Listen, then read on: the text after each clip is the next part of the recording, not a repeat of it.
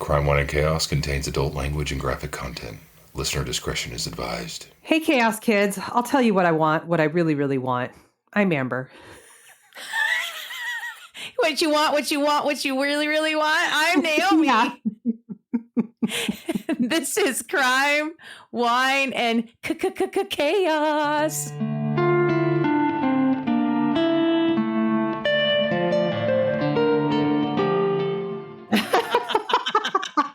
Well played, sister. Well played. How are you? Oh my God. Well, we talked a little bit about this before we hit the record button. We're both a little bit crazy pants right now because you know what it is that like neither one of us are working on Thursday or Friday. And that means that like everything we would normally do in 1 week, we're jamming into like 3 fucking days. God. So it's, yeah, there's a lot going on. But I'm okay. I'm going to soapbox for just 1 second because this is going to be like one of those like long-term things. This is not like I'm on the TikTok. Mm-hmm. A lot of time there. I'm learning a lot of things, which is pretty amazing. There's a lot of really incredible information, a lot of really amazing connections going on. Like I made a friend with this woman. I'm not exactly sure where she's from, but she's not from the States. She is on a mission along with a whole other group of people to bring awareness to what's going on in the Democratic Republic of the Congo, where there are a whole bunch of fucked up mining operations and a lot of like slave labor, particularly child slave labor, children as young as 4, digging minerals out of the ground by hand, toxic minerals out of the ground by hand. This whole industry, it's specifically like the coltan and cobalt industry, is destroying the rainforest, destroying the land, destroying the environment, and displacing and causing the slow genocide of, millions of people in the Congo. And all of this coltan mining is to basically power your cell phone, your tablet, your electric car, and they are begging and pleading us in the Western nations to basically stop buying brand new tech until this gets fixed. So if you don't need it, if you don't need a new, you don't need a new phone. You don't need a new iPad. You don't need right. So like, even if you're going to buy an electric car, you can buy a used one. There's lots of ways to do that. So we're adding that to the list, guys. We're gonna no new tech, and we're gonna free our brothers and sisters and all our siblings in the Congo from slave labor. Mm-hmm. Just so that we can have the fancy new iPhone 16 or whatever number they're fucking on now. Anyway, that's my public service announcement for the day. And you can expect more of this from me moving forward. Perfect. So what about you, sister? What's going on with you?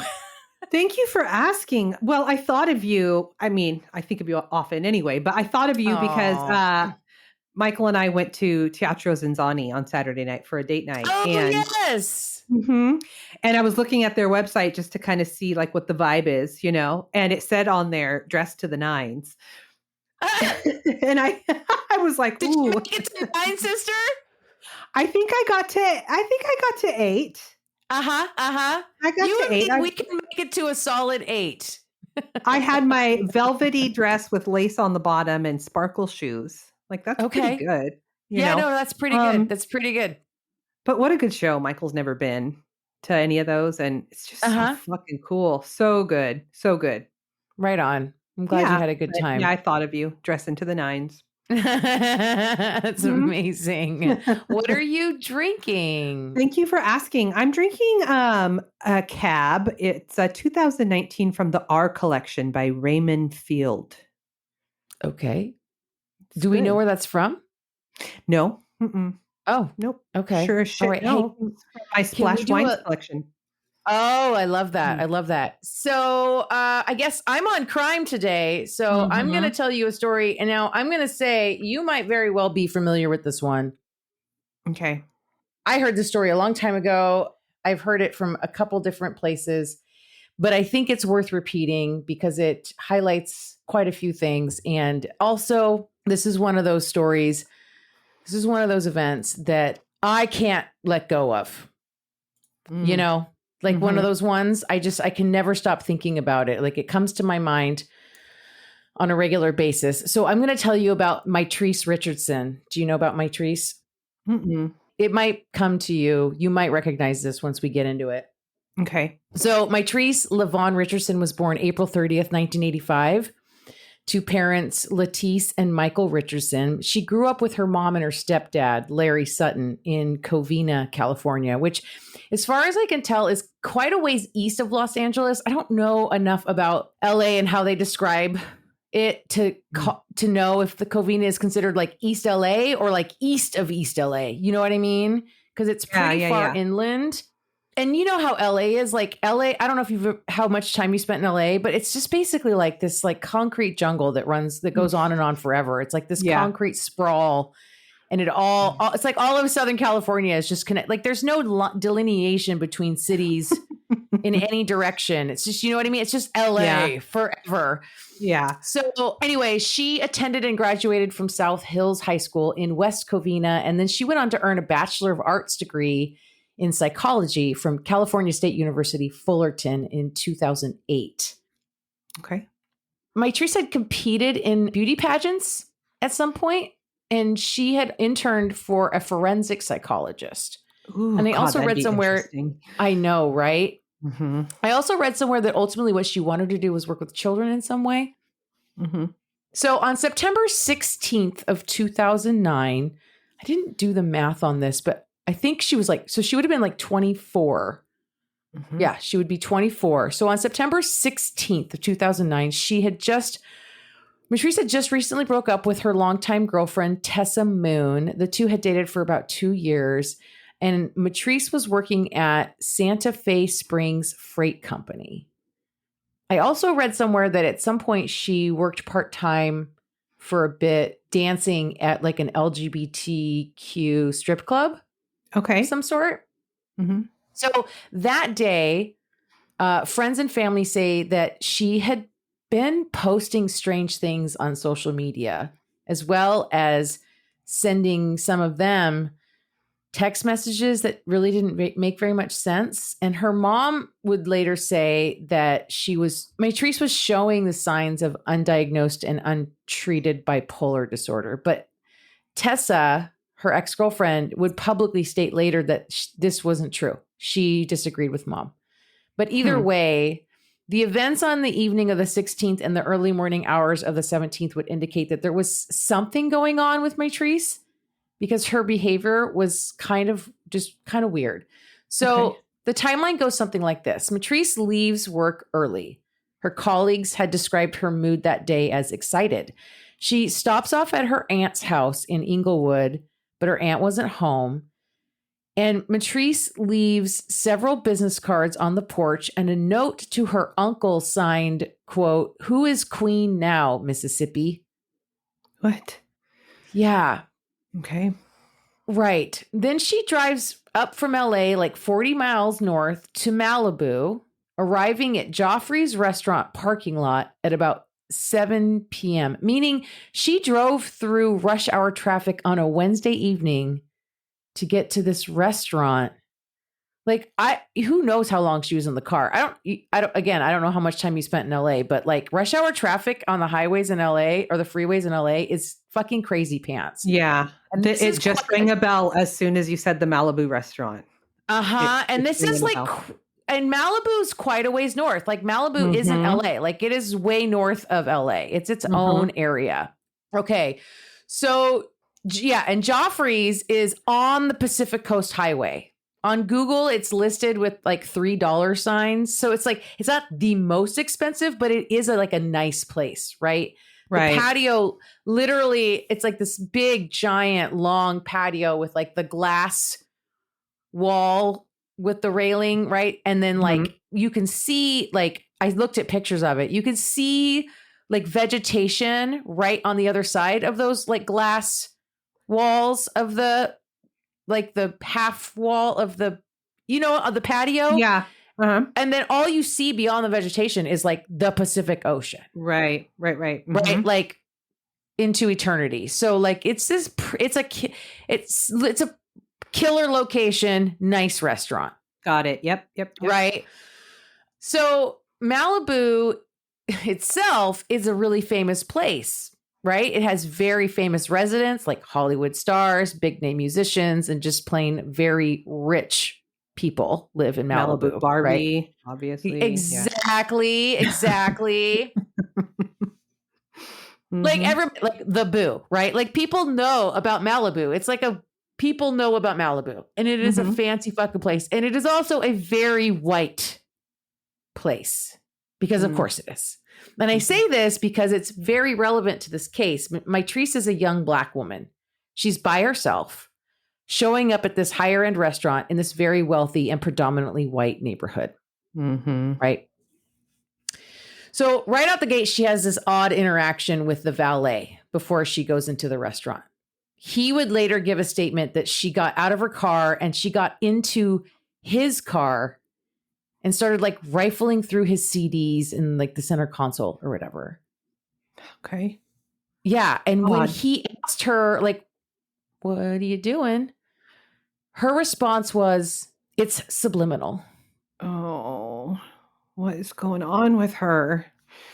Right. And in a further back and forth, she tells him that she was avenging Michael Jackson. Okay. Does she have any... sorry, go ahead. Sorry, go ahead. No, go ahead. Didn't he die like that June? Yeah, like a few months prior to that. Does she have any known substance abuse? No. Okay, so this is likely just strictly a mental health thing. Or Maybe. Okay. It's so unclear. Unclear. No. He also said she was wearing a white long sleeve shirt with a black Bob Marley t-shirt over it, distressed jeans, a pair of Vans, like shoes, a pink belt, and like a Rastafarian hat. So she gives the valet her keys and then she asks if Vanessa is there. But the valet doesn't know who this Vanessa person is. And she tells him to keep an eye out for a girl with tattoos on her arms. Okay. And then Matrice goes into the restaurant. She asks for a table for one. She eventually orders a cocktail, an Ocean Breeze, and a Kobe New York steak. At some point, she sits down at a table that had like 7 people seated at it. And she was saying like weird shit to them and talking about how her mother is Mother Earth and she doesn't have natural parents. Just strange conversation with them. So she goes back to her table and eats, but then she returns to this group and she tells them that she will be going to Hawaii and she will tell them all when she arrives. Oh, okay. This 7-top leaves the restaurant and Mitrice makes to leave as well. Like she gets up like she's going to go too, but the wait staff stops her to hand her the bill. And the total is like $89 and some change. And Matrice says, well, that 7-top was going to pay for it. Like that table that just left, they were going to pay for it. And the manager says that that is not the case. They did not cover her bill. And this is when she tells the manager that she's from Mars and that maybe she could settle the tab with sex. And she has no money. And it becomes a whole thing, right? So now it's turning into a thing. And I guess at some point, the restaurant, I don't know if Matrice calls her great-grandmother or the restaurant calls her great-grandmother, but somehow great-grandma gets on the phone. Mildred gets pulled onto a call. And she agrees to pay the bill for Matrice, but she can't sign the receipt. And they said, well, you could fax us a signature. And she's like some old Greek, she's she's Matrice's great grandma. She's like in her 70s or 80s or something. Does not have a fax machine at her house. So she can't, right? So now there's still this outstanding bill. And because Matrice has been like disruptive and odd, and now she can't pay her bill, the manager decides, well, she's drunk and he needs to call the cops on her. Okay. So the cops get called. Mm-hmm. True Crime Garage, which you guys know, I talk about them all the time. They don't need any plugging for me, but they covered Matrice's case back in like 2017 in a 2-parter, and they go super into detail on this whole restaurant piece of this story. If you really want to get deeper on the nuances of this part of the night that leads up to Matrice being taken into police custody, because there's a lot more of the conversations and like the way that this all went down that they cover that I just did not like. We would have been here all day. So anyway, because their 2-parter is like 2 hours altogether. Right. So it's like I'm not about to do that to you guys. But I do recommend it if you're like interested in like getting into the nitty gritty. But like one of the things that really came out for me when I was listening to it is like, there's really like a couple different ways to interpret what was really going on. Right. Because like, if you take out a couple of the odd things that she said, some of it could just be normal shit, right? Like maybe she really was meeting someone there named Vanessa. Maybe she was meeting someone somewhere named Vanessa and she went to the wrong place. Maybe Vanessa worked at a restaurant and she was going to the restaurant where Vanessa worked, but she had the wrong restaurant. Right? Like we don't know, right? Like that could be like a legit person that she's legitimately looking for. Right? And so like, there's just some things. And like, there's also like this notion that like some of the interaction that she had with the manager where she was like being like talking about like paying with sex or whatever, like it's easy to like say that in an article and have it be like, oh, that was weird. But maybe she said it in like a joking way. Maybe, you know what I mean? Like maybe she was like, oh, can I, like trying to get out of it, trying to make light of it so that they didn't call the cops on her, or who knows, right? Like, so there's different ways to kind of interpret the way this all went down at the restaurant. And I highly encourage you to go listen to at least the first part of the 2-parter that True Crime Garage did, because they talk about this piece of it like quite a bit in a way that's like interesting to think about. So yes, the police show up, they take her into custody, even after she passes a breathalyzer test. So she's not drunk. The cops rolled onto the scene around 9 p.m. at night, and there were 3 of them. Like they were clearly not busy. They charged her with defrauding an innkeeper, or basically like using fraud to obtain goods or services from a business without paying. And she was also charged with possession of marijuana because they searched her car and she had some weed in there. But it sounds like it was very, very little, like very, very small amounts. They were just looking for a reason to like put handcuffs on this woman, I think. Yeah. That sounds like it. Yeah. Right. And I mean, obviously, like, I don't want to get, but I mean, she is a Black woman in this rich white place and the cops are involved. Like, you know what I mean? Like, I don't even have to say anymore. Right. So they have her car impounded and it has all of her stuff in it. And then they put her in the cop car and haul her off to the Lost Hills Sheriff's Station. So somewhere in the midst of this part of events, the police do let Mitrice call her great-grandmother. So there is communication with Matrice's family about what is going on, right? Like somebody knows, like her great-grandmother knows, hey, the cops have been called. I think I'm getting arrested.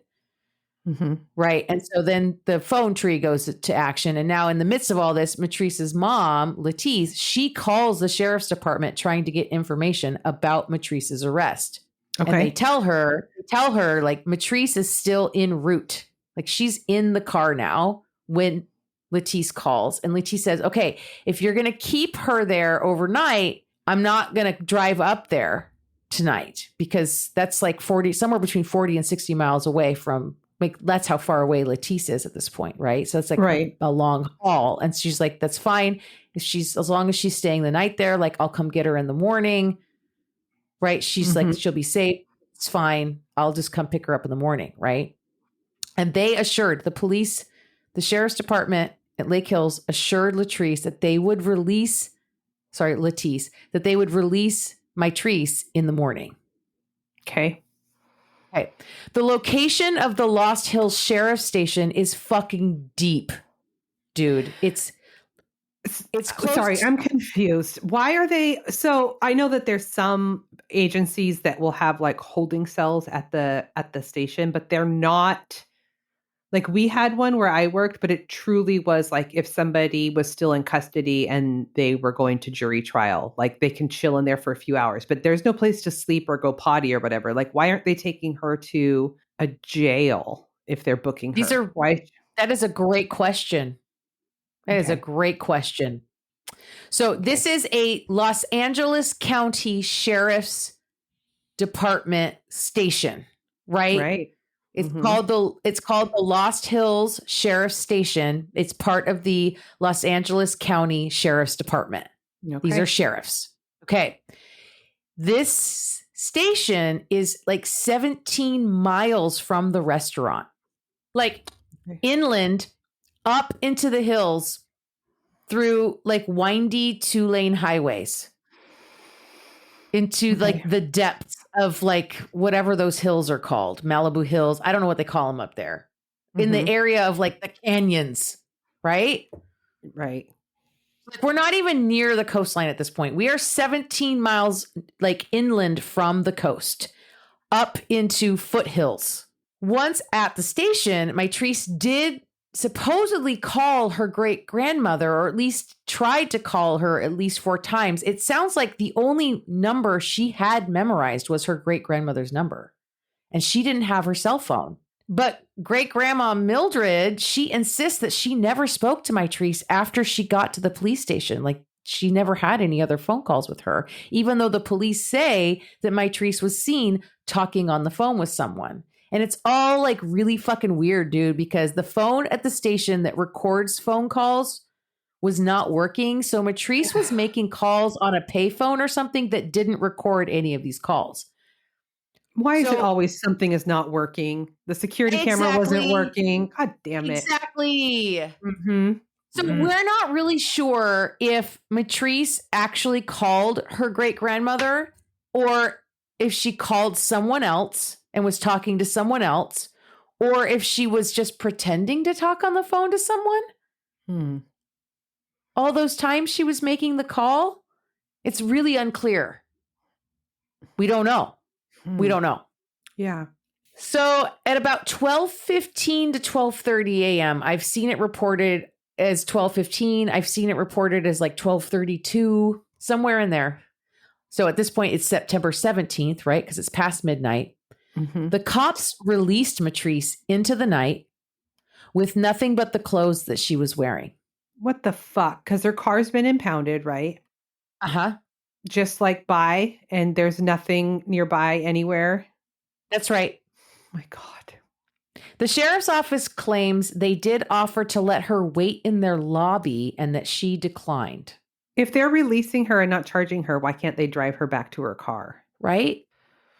Okay. The grainy security footage of Mitrice leaving the station is the last time she was officially seen alive.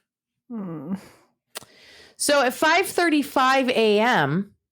on the early morning hours of the 17th, Letice calls the station to find out that Mitrice was released in the middle of the night. And no one told her. After they assured her, yes, that she would be there all night. And so she proceeds to ask them how long she has to wait to file a missing persons report. And this phone call, it's recorded. You can listen to a recording of her talking to the officer at the station. And I fucking cannot with this officer.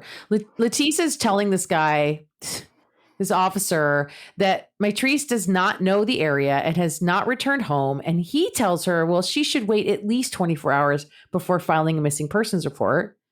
And this poor mother. Well, you know, we don't really know that anything bad has happened yet.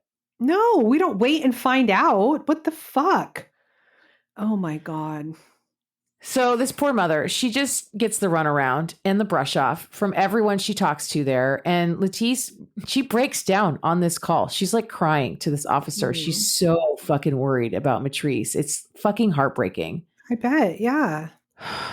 Less than an hour after Letice called the station, another call came in from a couple in Montanito to report like a prowler on their property or a trespasser. So the caller described the person as a strange woman who was, quote, tall, slim, a tall, slim black woman with afro hair, very skinny. And then he says she was wearing jeans and a t-shirt.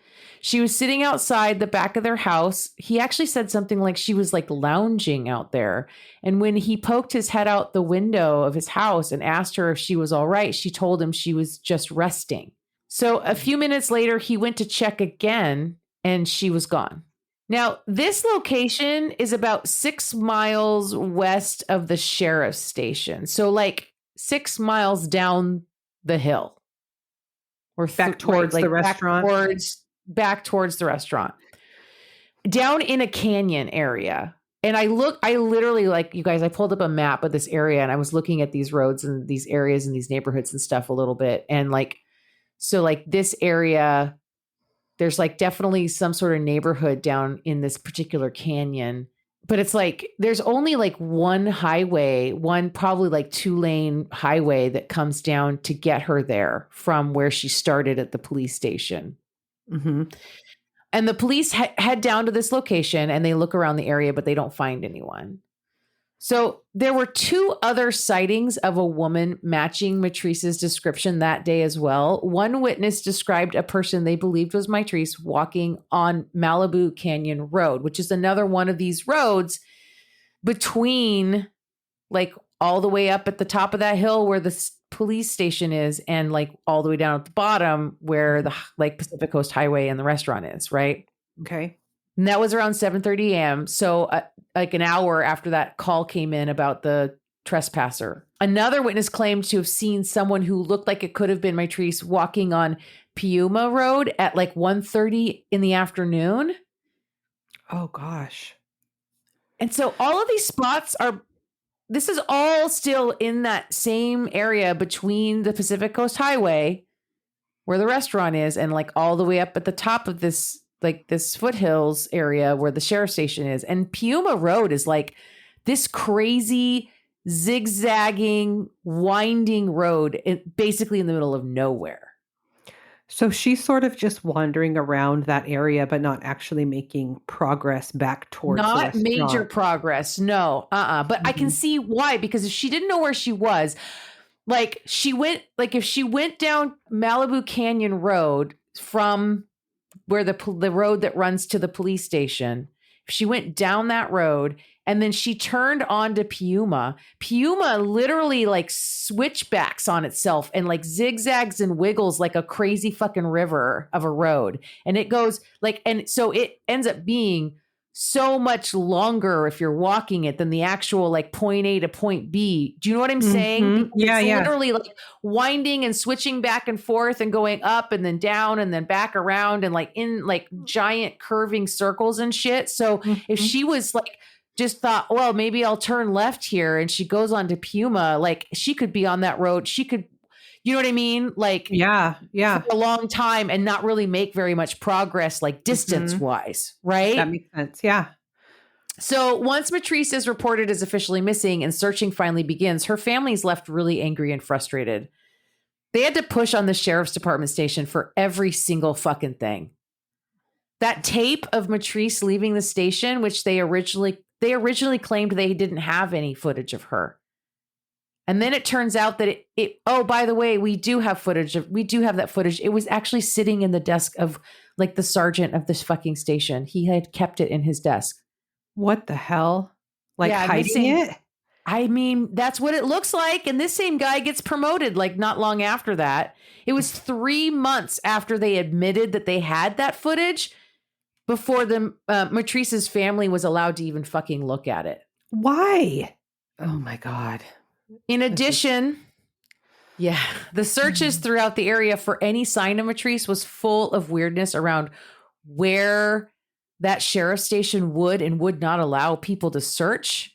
So August 9th, 2010, like 10 months, almost 11 months after Matrice went missing, after the months of searching had already ended, remains were found by state park rangers in a remote part of Dark Canyon, basically in like right next to like a dried up riverbed. These guys were actually out there looking for illegal grow operations of like marijuana growers. They stumbled upon her remains. And they would ultimately be identified as Mitrice Richardson. Her bra, a pair of jeans, and the pink belt were found about 100 feet away from her bones. And how close is this? Is this still in the vicinity of the sheriff? Yes. Oh my yes, gosh. This was about 2.5 miles from that house in Montanito that called in a trespasser. Oh. And the remains were all skeletal at this point. Mm-hmm. Deputies from that fucking station arrived and removed the bones to the dismay of Los Angeles County coroner's officials who were on their way to the scene. What are these guys doing?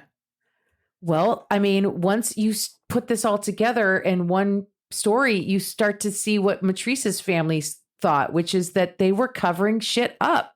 Yes. Like, what did they do to her while she was there? What? Well, it gets weirder. It gets a little weirder because, okay, so Matrice's cause of death has never been determined by the LA County Coroner's Office, and the sheriff's detectives have insisted for years that they have no evidence of foul play, which means no investigation has ever really been conducted on what happened to Matrice. The police decided that Matrice was just hiking in the canyon and fell to her death. She just decided to go for a hike at midnight after being released from the sheriff's? In the middle of nowhere. Yep.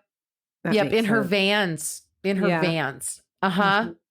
And in hindsight, there were decisions made during those initial searches that seemed really fucking suspicious. Decisions that kept the searching like what seems like deliberately nowhere near where Matrice's remains were found. And that sheriff's department was like in charge of the search effort? Yes. Mm-hmm. But even at the time, some of the things that were done during the search were just like, fucking what? Like in the first search, when the sergeant running the search intentionally stopped the canines after they picked up Matrice's scent. What is going on? Who oversees this office? Like, is there... At the time, it looks like no one. Okay. The search was supposed to be for 2 days, but once the dogs caught her scent, the sergeant decided not to have them return the second day. And he said the dogs were too tired. The dogs were too tired? The dogs were too tired to do another day. It was pretty clear to anyone paying attention that the LA Sheriff's Department did not have a sense of urgency at all in finding Matrice and that her disappearance was not of high importance to them. No. Also, like, if she's found right near the house where she trespassed, you would think that the search would start at places where people said they spotted her. They would, you know what I'm saying? Like... yes, I know exactly what you're saying. God, jeez, I'm so mad. All right, keep going. The Richardsons and their friends have accused the sheriff's department of a cover-up. In 2011, Matrice's family reached a $900,000 settlement with the county. Basically, both her mother and her father, Letice and Michael, they each sued, and they both won $450,000 each. Good. The sheriff's office, of course, investigated itself and found themselves without flaw. Sorry, it's not funny, but it's so. Because how many times have we fucking talked to? How many fucking times? Mm-hmm. There have been some changes in policy since this tragedy. The department no longer waits to take missing persons reports for adults, and they also make sure that no one is released from police custody without their cell phone and personal property returned. No shit. What? That was already a thing, I'm pretty sure. There is currently still a $20,000 reward for information on Matrice's case being offered by the cities of Malibu and Calabasas. Tips can be called into Crime Stoppers at 1-800-222-8477. And like, here's the thing. This is the part that's like, I didn't put this in the story, but like, I can't let it go. So when Matrice's family finally got their hands on the footage of her leaving the police station, they said, one, it looks doctored. Like they fucking fixed it up a little. Two, Matrice goes out the door and she goes one direction. But when the police went out searching, they went the other direction. And three, in the footage, about 2 minutes after Matrice leaves, a police officer also leaves. Mm-hmm. And they refused to tell anyone which police officer that was. I don't like any of this. Or where he was going. You've got another urgent call out in the middle of nowhere at midnight. Right. I fucking hate it. I know. That is the story of Mitrice Richardson and her unsolved death. Oh, poor thing. God. What does her family think was going on with her? That she was having a mental health crisis? Her mom really does think that she had undiagnosed bipolar disorder. She thinks that she was having. I read one of the articles I read said that they found diaries of hers, of Matrice's, like in her bedroom or at her house, and other kind of text messages and things that indicated that she might have been awake for like many, many days straight before, like leading up to this evening. Oh, and maybe was going through, and maybe having like going through a manic episode. Yeah. Right. Oh. So, I mean, there's just so many levels of like problems here, right? Like, let's start with the fact that this establishment called the police on a Black woman because she didn't pay a $90 bill. Mm-hmm. Let's start there. Mm-hmm. Oh, yeah. And then let's go to like law enforcement should be trained to be able to identify when somebody is in a medical crisis. Like 100%. That is what her clean on her breath test was clean. Yes. She was acting erratically, like something isn't right. Yes. And Lettice, her mom, is like, I wish they had just put her in a 72-hour hold. If they had just put her on a 72-hour hold, none of this would have fucking happened. Right. But then they just release her. Who does that? Why would you just send a young woman out into the middle of the night, in the middle of fucking nowhere with nothing? She didn't have a wallet. She didn't have a phone. She didn't have a car. They are in the middle of nowhere up there. Yeah, oh my God, that's so upsetting. That is so upsetting. And there's even like, I read one of the articles I read where it was like a resident, like a longtime resident of Montanito, like right near where she was last seen by that guy, where they think that was her. Like, he's like, I've lived here for 25 years and this just haunts me. Like, why have they never figured out what happened to this poor girl? Yeah. Like, you know? Yeah. God, that pissed me off, sister. I warned you. I warned you that it would. Yeah, thanks for that. Well, you're welcome. I also gave you a warning about mine. So you did. Here we go. This is bad. Are you ready for some chaos? Well, I mean, yeah.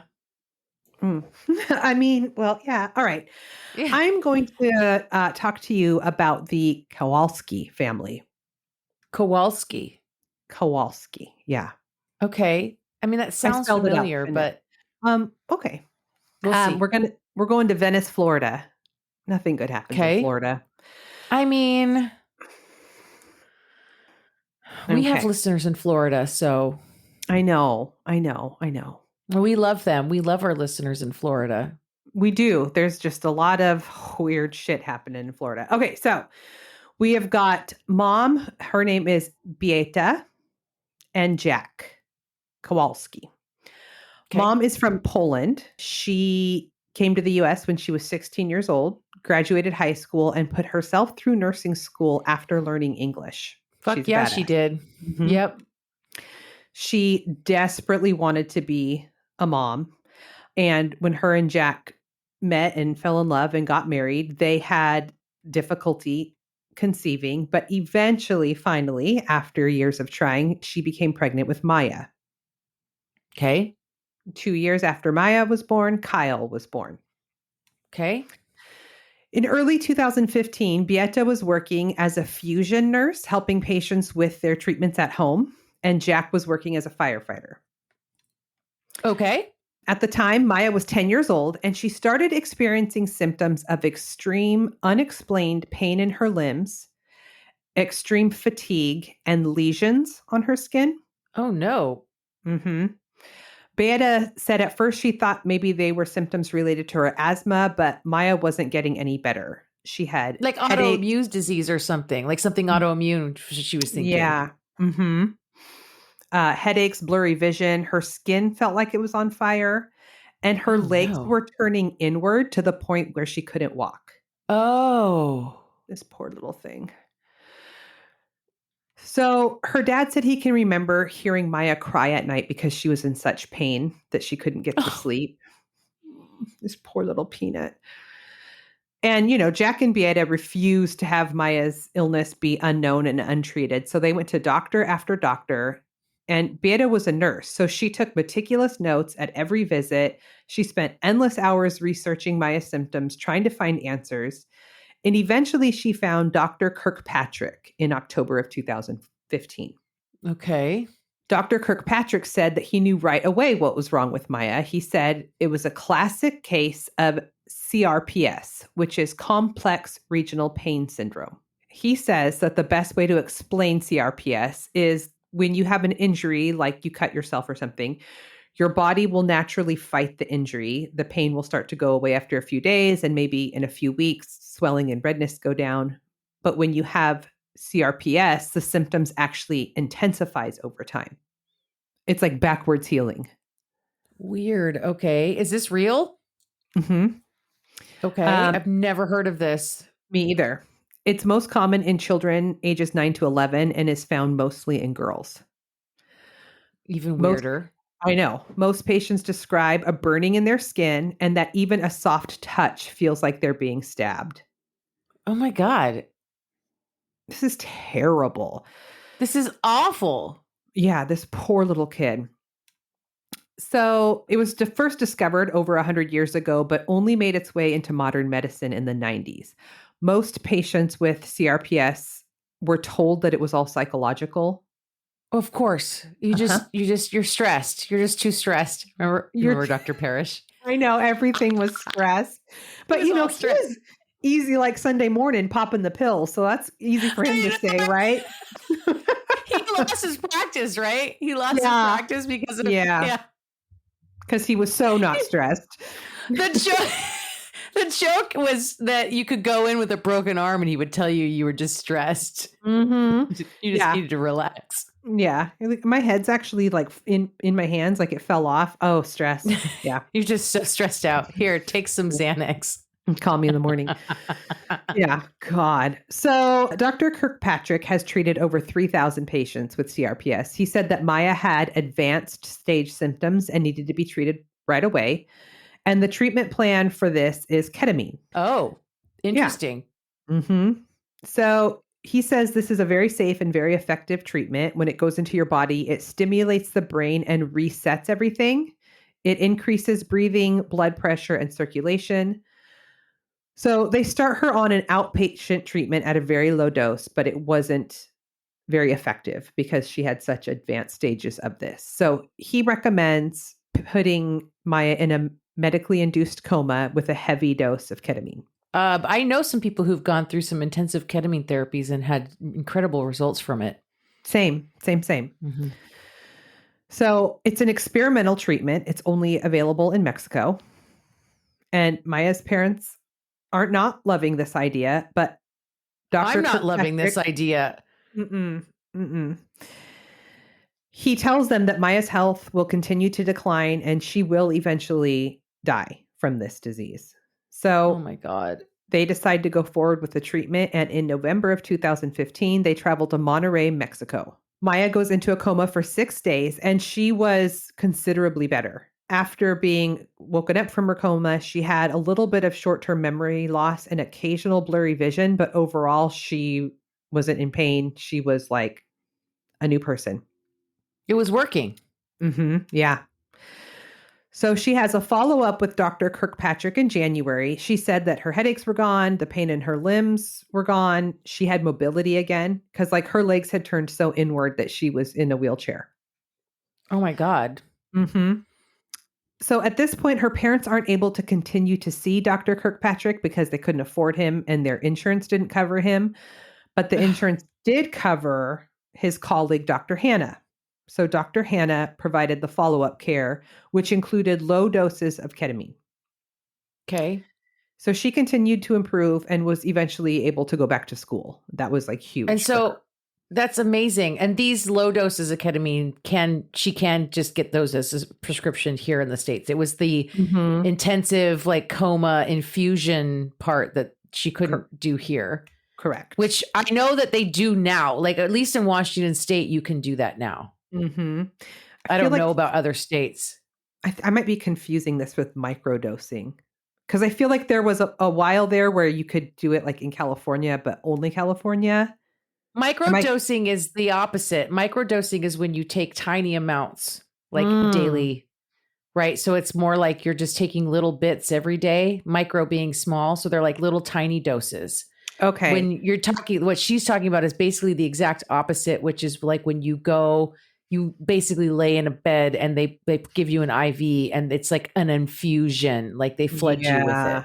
Yeah. They give you really high doses, but they have to do it like that because of course they need to like medically observe you while they're doing this to make sure that you don't have adverse reactions. Okay. This is making more sense. Yeah. She describes it in similar ways that I've heard other people who have done it describe it. Like she was hallucinating and just yeah. So anyway, so she improves. She's going back to school. Then in October of 2016, she has a relapse. She's screaming and crying. She's saying that she's in extreme pain. Beata is working at the time. So Jack takes Maya to the local ER. He said that when they got to the local hospital, this is Johns Hopkins in Florida. Okay. He had to start all over again, explaining what was going on with Maya. And the nurses at the local hospital had never heard of CRPS before. So Jack gets Beata on the phone with the local doctor so that she could explain Maya's diagnosis and medical history, right? Right. So according to the doctors at this hospital, they said that Beata was insisting that Maya needed high doses of ketamine in order to get her pain under control. But they said that these instructions sounded very wrong to them. They ended up admitting Maya, who eventually went up to the ICU. She was given a low dose of ketamine, but they said that there was no improvements. And Beata kept trying to explain that the low dose, wasn't going to work. And according to Jack, they wouldn't listen. The doctor said that Beata became belligerent, and she told them that if they didn't give Maya the proper treatment, she would take her to a different hospital. Beata is feisty. Like, fuck yeah. She's fucking feisty. I wish we all had Beata as a mom. Oh, yeah. You don't want to cross her. So the doctors told Beata and Jack that if they tried to do that, they would call security. Oh, and here we go. Yep. And at this point, they also had suspicions of child abuse, and they had called CPS. Okay. This just gets worse and worse and worse. Great. That's great. So they keep her at Johns Hopkins a few days, or a few days later, a pediatric nurse from CPS pays a visit. But at the time, Maya's parents didn't know that this is where she was from. They thought she was just a Johns Hopkins nurse. So when she asked for a full detail of Maya's medical history, including past treatments, they just told her everything. Including that they took her to Mexico for a treatment that is not legal in the United States. Mm-hmm. Okay. So this CPS nurse makes an assessment that Beata has Munchausen's by proxy. Holy shit. Mm-hmm. Mm-hmm. And here's the thing that pisses me off right in this moment. Like, this is what I'm thinking. Because they heard about this trip to Mexico. Mm-hmm. And there is like real, like kind of inherent racism in the notion that doctors in Mexico couldn't possibly know better than doctors in the United States on how to treat somebody. Mm-hmm. Mm-hmm. You know what I mean? Or even a mother who is also a very, very well-established nurse who happens to have a heavy Polish accent. Right. Like she might not know what she's doing. Mm-hmm. Yeah. There's just like some real fucking implicit bias going on here. Mm-hmm. Yep. Yep. So not only that, but they're told that they need to leave the hospital immediately, and Maya is now in state custody. Motherfucker. Mm-hmm. So, real quick, Munchausen syndrome by proxy is a mental illness. I think it's now called factitious disorder. It's a form of medical child abuse where the caretaker of a child, most often a mother, and most often a mother in the healthcare field, either makes up fake symptoms or causes real symptoms to make it look like their child is sick. So that they can get attention by proxy for being the mother of a sick child. It's an attention-seeking thing. It is. Okay. This is not, I've been wanting to do a Munchausen case for a while, but like, not like this. I wanted a real one. No, not like this. No. Yeah. Because it's one of those disorders that kind of fascinates me. And I'm wondering if it's Munchausen, where do you think the line is between like hypochondriac and full on, you know what I mean? Munchausen, and why? And do you think, I think there are two different motivations. Hypochondria is more like fear-based. It's a fear-driven, like it's like more akin to like a germophobia or something, where it's like you're convinced that anything that you feel or any new symptom you have or colored spot on your skin, whatever, is like, you know, it's all cancer, it's all fatal, it's all, you know what I mean? Like whereas Munchausen or Munchausen by proxy, because you could have either, there's two versions of that, right? There's Munchausen where you are the one who is fabricating illnesses in order to be, it's for like attention and pity and like care. A lot of it is for care. Like they want to be cared for. Right. But that do they believe a totally different driver? Okay. So they don't necessarily believe that there is an ailment. They're knowingly making it up, or do they believe there is an ailment? Okay. They are knowingly making it up.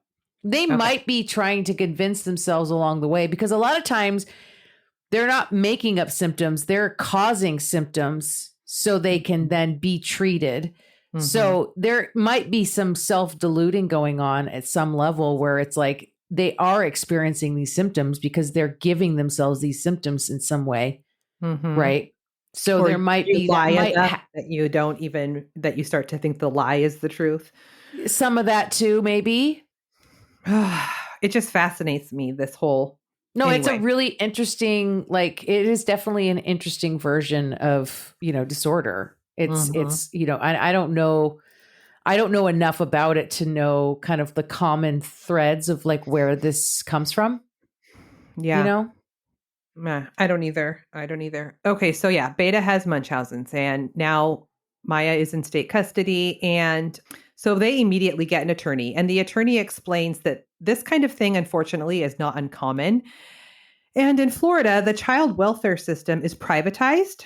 Oh my God. Which is fucking gross. Like, of course it is. Of course it is. Thanks, guys. Thanks, Republicans who want everything to be private fucking corporate businesses. Jesus. And the burden of proof that a CPS worker has to show to have a child removed from parents' custody is just probable cause, which is like a very low burden. So because of this privatization of child welfare, the states show that children in this area are 2.5 times more likely to be removed from parents' custody. Like, are we getting like fucking kickbacks or like what? That is insane. Well, I mean, obviously they must. Did you ever watch that documentary called like Cash for Kids about the privatized juvenile court and juvenile detention system? I don't remember what state. I've seen stuff about that. I have read a bit about that. Yes. But you know what, that they aren't just getting kickbacks. Like this is yes, they are being paid, and the state, because like, even though it's privatized, the state is paying for this. It's so gross. It's so fucking gross. Yeah.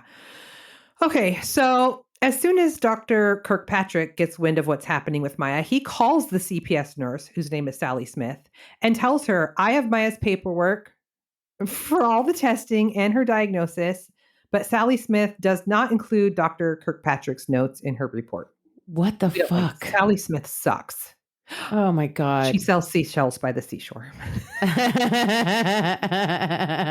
So while Maya is in state custody, her parents aren't even allowed to speak to her on the phone until after the preliminary court hearing on the case.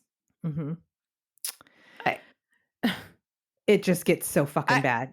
And there's this documentary I watched, like Beata was so meticulous with notes that she even was audio recording every time there was a conversation about Maya. And so there's a whole bunch of that in this documentary. And Jack and Beata are just in fucking combat with each other because Beata is angry. She's calling the hospital, demanding to speak with Maya, checking on her medical status, wanting to know what has she been given, has she eaten, has she slept, how's she feeling?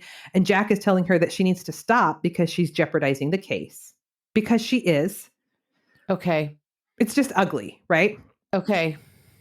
So the first phase in this court debacle is called a shelter hearing. And at this hearing, it will be established where Maya can reside while the case continues to work itself out. And at this hearing, the judge issues a no contact order between Maya and Beata. Mm-hmm. And when this is said in court, Beata actually passes out and hits her head. So the EMTs have to come in and help her. I know. I cannot imagine. I mean, I can only imagine, like, I have like small versions of this to draw on for my own experience. And like, this makes my chest hurt. Maya is 10 years old. I can't. It gets so much worse, Naomi. And I'm so sorry. It gets so much worse.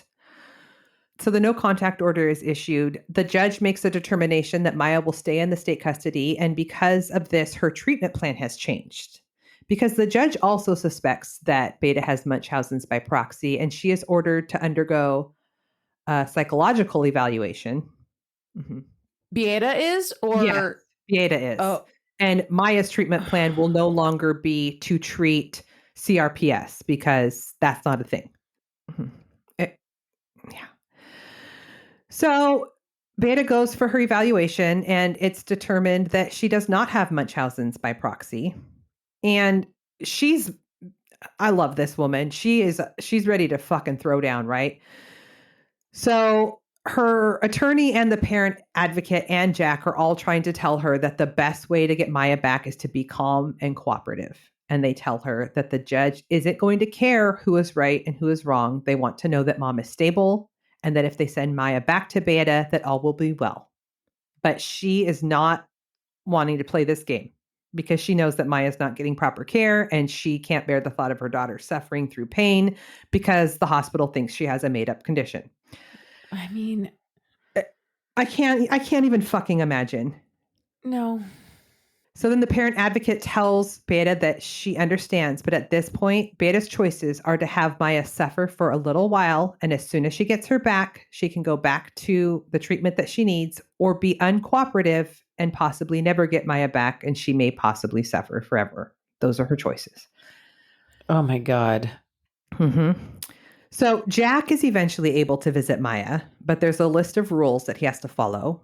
He's not allowed to ask about her treatment. He isn't allowed to ask her about her current medical state. He couldn't talk about Beata, and the visit was very brief. Jack said when he saw her, her condition was much worse. Her legs were turned in again, and she had lesions on her skin. And of course, when he got home, Beata wanted to know everything about Maya, but Jack wouldn't tell her because he knew if he did, that he could lose his visiting privileges, and then nobody can visit. Right. Eventually, Beata is allowed to make phone calls to Maya, but the hospital-appointed caseworker, Catherine, is present for these calls. Catherine. Oh, and Beata records this too, and you can hear Catherine in the background with like, nope, can't ask that question. Beata, I'm going to end the call. Stay in the lines. Like, it's so gross. It's so fucking, okay. So when Maya's parents do a Google search on this Catherine lady, they learned that she was previously charged with child abuse. I'm sorry, what? The charges were later dropped, but this woman is the court or the hospital appointed CPS person for vulnerable children and was formally charged with child abuse. What the fuck are we doing, Florida? Mm-hmm. Oh, Florida. And you know, Maya, side note, what I know about, because I have multiple friends who work in some section of like, what is it called? Department of Family Services or whatever in Washington State, right? And like they either work on like in CPS or they work with like people who are on some sort of assistance for like a disability or illness, right? That kind of thing.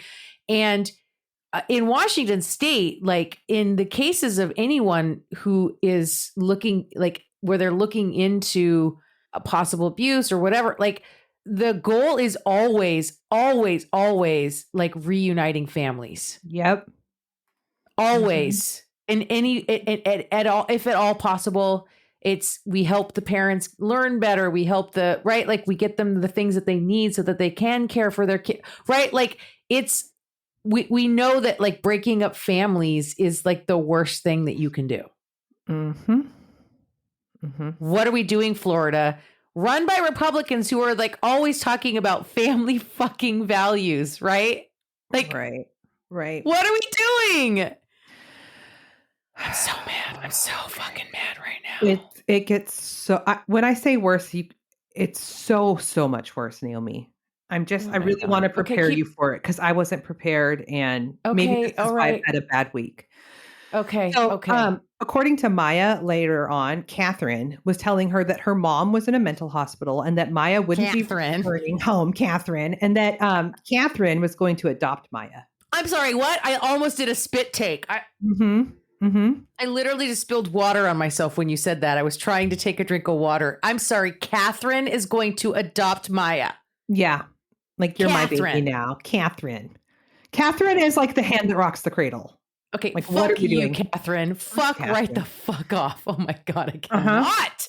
At one point, Catherine makes a report that one of the phone calls with mom was very inappropriate and she tries to get the phone privileges revoked. This woman. So by mid-December, Maya is still in state custody. They have had hearing after hearing, and the judge continues to rule in favor of the hospital, even denying Beata a hug from Maya. And Beata was absolutely devastated. I'm going to give you all the trigger warnings for all the things. Okay, but she has lesions on her body.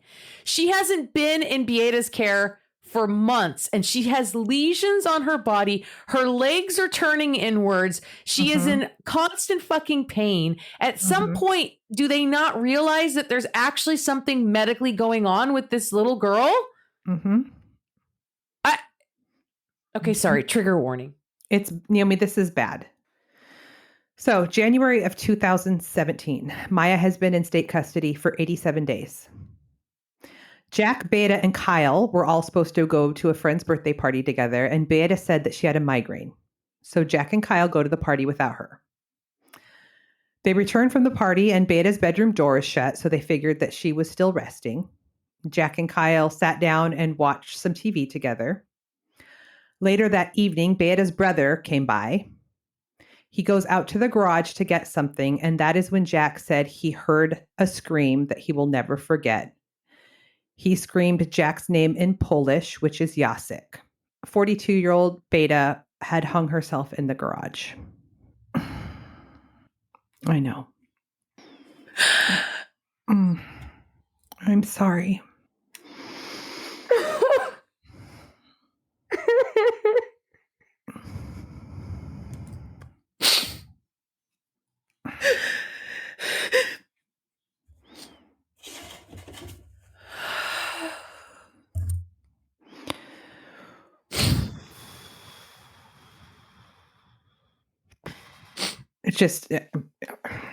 It's just so fucking infuriating. It's so. I need a minute.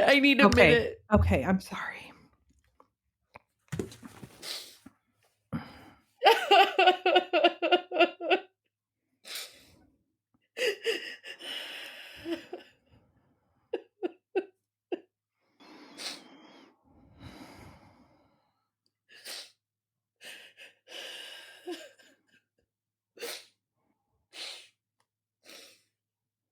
Oh my God.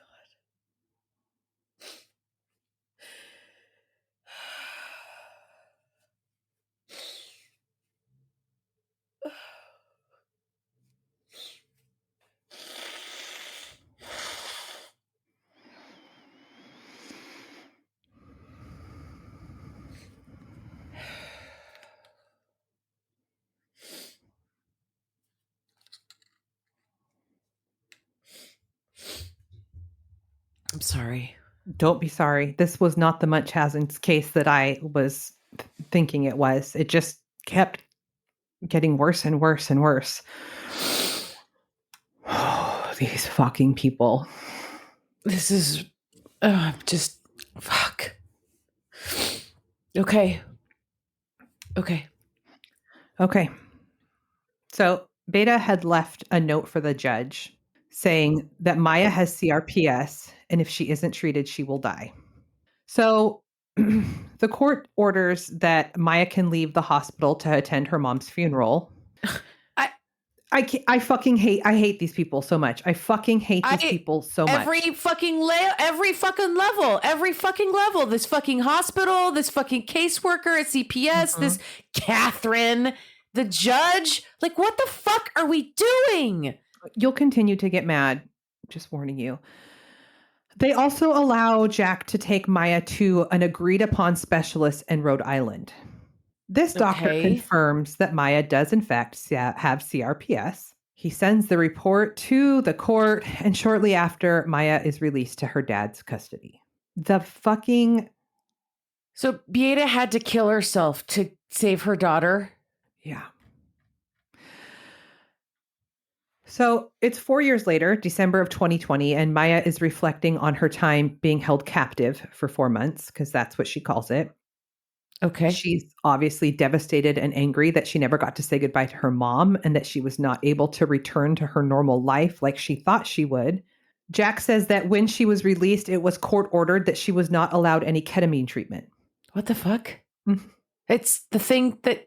Stop it. Yeah. So they do several years of intense physical therapy, and Maya does improve and she is able to regain mobility, but she still had a lot of intense physical pain. She continues to see Dr. Kirkpatrick. They never really elaborated on it, but my hunch is like they think that it's abuse to give ketamine to a child. I don't know.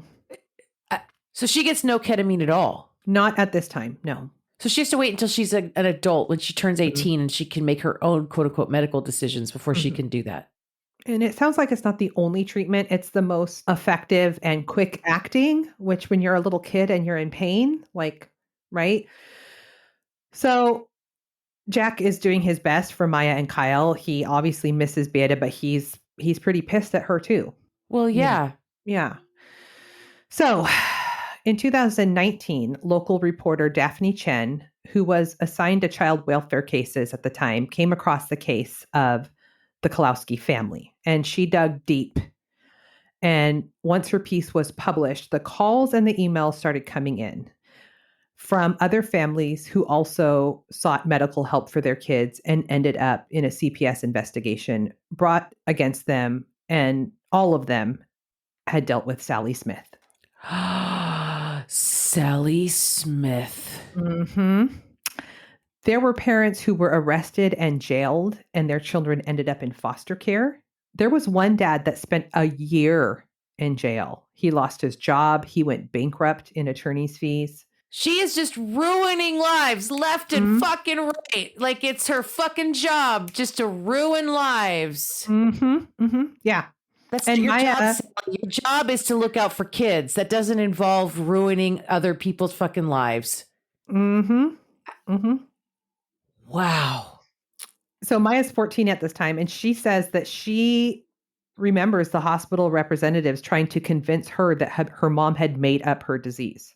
Yeah, of course. Fucking. So Jack decides that Johns Hopkins needs to be held accountable, and Beata had taken meticulous notes on absolutely everything. Not only that, but she did. Hospital. Not only that, but the hospital presents a case plan every time they do this. And when the parent signs it, they are agreeing to not sue the hospital. But our little fucking feisty Beata here had refused to sign that document.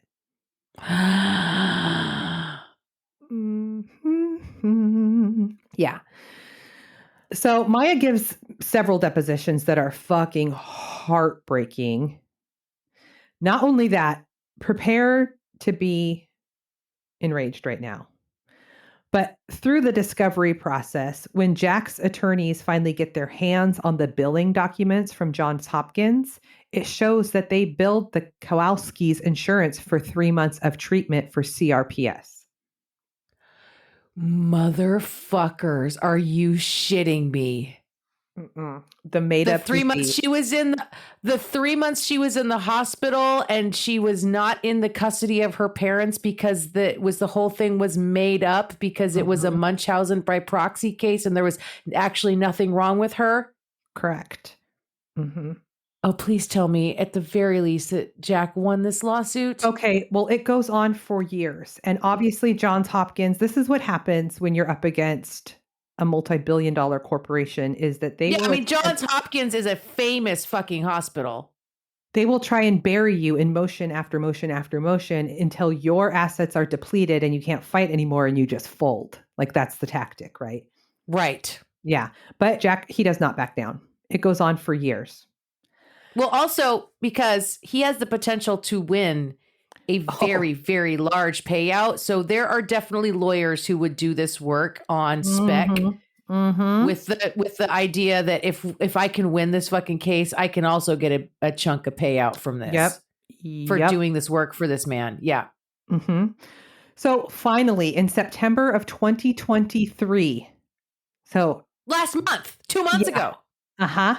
They were finally granted a trial. Finally. The jury found the hospital liable for charges including medical negligence and false imprisonment of the treatment of Maya, and the family was awarded $261 million. Oh my God. Yep. And that is the story. It was a documentary on Netflix called Take Care of Maya. Heartbreaking. I am destroyed, sister. You destroyed me. I'm sorry. I can't. There's just so much. I mean, I'm glad for them, but there is so much fucking wrong here. So much, like on so many levels, at so many points along the way.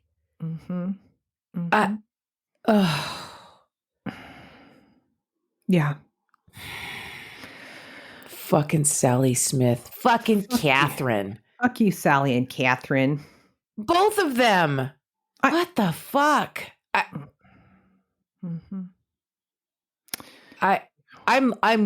hardly have words at this point for that. And you know, the thing is like, I am really glad that Jack won that settlement, but I mean, at what cost? And like that money doesn't bring back Beata and it doesn't, I mean, I know. I cannot. There's so much. There's so much. I know. And the thing is like, it was very close to the end of the documentary when Beata passed away. And so I was like, this just went so fucking dark, but I'm already like 7 pages in. Right. I got to keep going, but it was terrible. I was not prepared for that. So I am sorry. That was my reaction too when I watched it. You had to take a pause and sob for a minute or two or three. Yeah, and also it was that thing of like I get where she was at, but she just had to hold on for like a couple more weeks, you know. I know. She just had nothing left. But also, like, do you think that her death was part of the reason why it only was a couple more weeks? Yeah, unfortunately. It's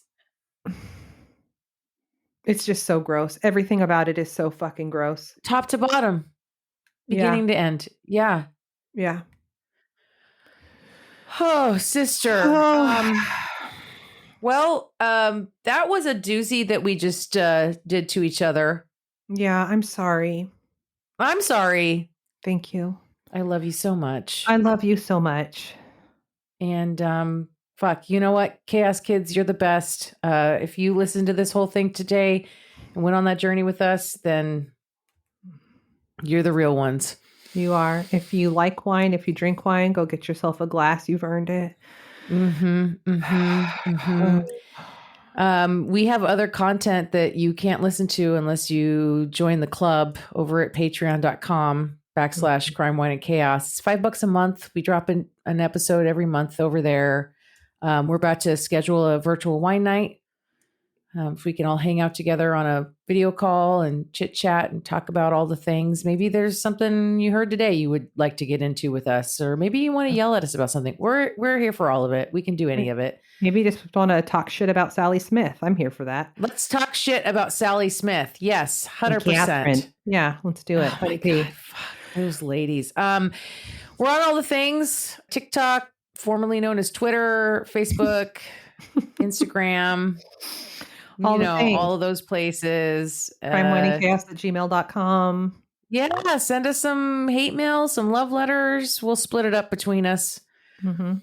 And we'll probably respond. We're pretty responsive. So, sister, I love you so much. This love you so much. So fucking chaotic. Goodbye. Bye.